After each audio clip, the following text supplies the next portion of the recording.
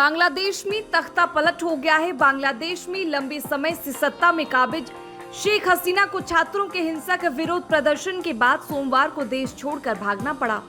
शेख हसीना बांग्लादेश छोड़कर गाजियाबाद के हिंडन एयरपोर्ट पर पहुंच गई हैं। उधर ये बात सामने आ रही है कि बांग्लादेश की स्थिति के पीछे पाकिस्तान की खुफिया एजेंसी ISI का हाथ है। देश में हिंसा भड़काने के पीछे छात्र शिविर नामक संगठन का नाम सामने आ रहा है। छात्र शिविर बांग्लादेश में प्रतिबंधित जमाते इस्लामी का ही एक हिस्सा है और जमाते इस्लामी को पाकिस्तान की खुफिया एजेंसी का समर्थन प्राप्त है। शेख हसीना सरकार ने देश में हिंसा को देखते हुए कुछ ही दिन पहले ही जमाते इस्लामी, उसकी स्टूडेंट्स यूनियन और अन्य संगठनों पर प्रतिबंध लगा दिया था। सरकार के इस कदम के खिलाफ जमाते इस्लामी और इसके तमाम संगठन सड़कों पर उतर आए थे। जमाते इस्लामी कट्टरपंथी संगठन है।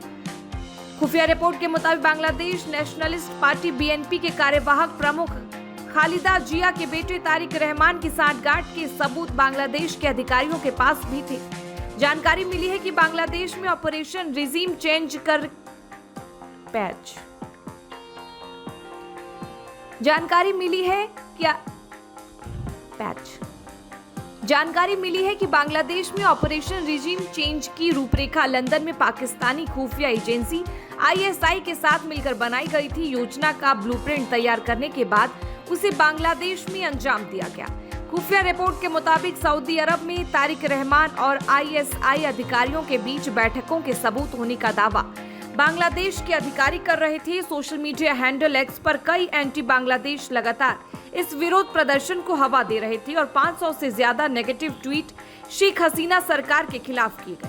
इनमें पाकिस्तानी हैंडल भी शामिल है। जानकारी मिली है कि प्रतिबंधित जमाते इस्लामी की स्टूडेंट विंग को भी कथित तौर पर पाकिस्तान की ISI की तरफ से समर्थन मिल रहा है। इस संगठन का काम बांग्लादेश में हिंसा भड़काना और छात्रों के विरोध को राजनीतिक आंदोलन में बदलना था।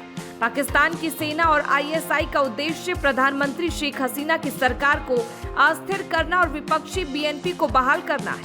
बता दें कि बांग्लादेश में नौकरी में आरक्षण को लेकर छात्रों का विरोध प्रदर्शन एक व्यापक राजनीतिक आंदोलन में बदल गया है।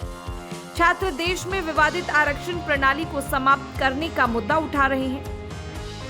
आरक्षण प्रणाली के तहत बांग्लादेश में 1971 में आजादी की लड़ाई लड़ने वाले स्वतंत्रता सेनानियों के परिवारों के लिए सरकारी नौकरियों में 30% का कोटा तय किया हुआ है। आरोप यह है कि आरक्षण के इस नियम का फायदा शेख हसीना की पार्टी आवामी लीग के लोगों को मिल रहा है।